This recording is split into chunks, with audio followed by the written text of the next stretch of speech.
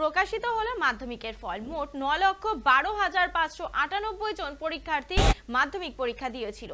মোট 7,65,252 জন পরীক্ষার্থী পরীক্ষায় পাশ করেছে। মেধা তালিকায় প্রথম 10-এ রয়েছে 57 জন।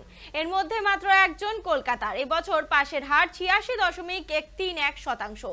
অন্যান্য বারের মতোই এবারও পাশের হারে কলকাতাকে টেক্কা দিল জেলা। পাশের হারের নিরিখে প্রথমে কালিম্পং, দ্বিতীয় পূর্ব মেদিনীপুর, তৃতীয় স্থানে রয়েছে কলকাতা। 80 দিনের মাথায় প্রকাশিত হলো চলতি বছরের মাধ্যমিকের ফল। মোট 9,12,598 জন পরীক্ষার্থী মাধ্যমিক পরীক্ষা দিয়েছিল। মোট 7,65,252 জন পরীক্ষার্থী পরীক্ষায় পাশ করেছে।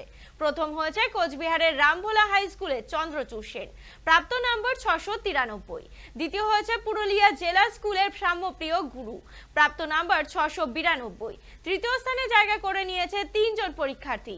দক্ষিণ দিনাজপুরের বালুরঘাট হাই স্কুলের উদয়ন প্রসাদ, বীরভূম থেকে নিউ ইন্টিগ্রেটেড গভর্নমেন্ট হাই স্কুলের পুষ্পিতা বাসুরি এবং দক্ষিণ 24 পরগনার নরেন্দ্রপুর রামকৃষ্ণ মিশনের নৈরিত রঞ্জন পাল, প্রাপ্ত নম্বর 691।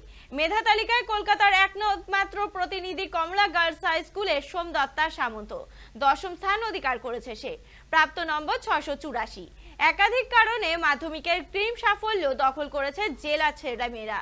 তারা শুধুমাত্র প্রথম 10-এ অর্থাৎ মেধা তালিকায় স্থান করে নিচ্ছে এমন নয়, পাশাপাশি পাশের হারেও তারাই শীর্ষে থাকছে।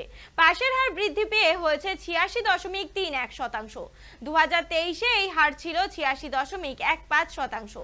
পাশের হার সবচেয়ে বেশি কালিম্পংয়ে, দ্বিতীয় স্থানে পূর্ব মেদিনীপুর, তৃতীয় স্থানে রয়েছে কলকাতা।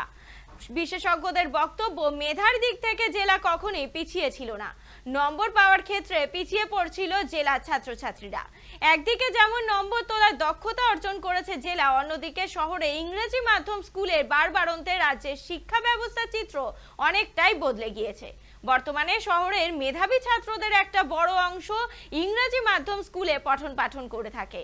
অন্যদিকে জেলায় আজও বাংলা মিডিয়ামই ভরসা। সিরিয়াল নাম্বার এবং কোড ছিল, মার্কস অনলাইনে সাবমিট হয়েছে, হেড এক্সামিনাররা অনলাইনে মার্কস সাবমিট করেছেন। এই ব্যবস্থাগুলো সম্ভব এই টিম ওয়ার্কের জন্য।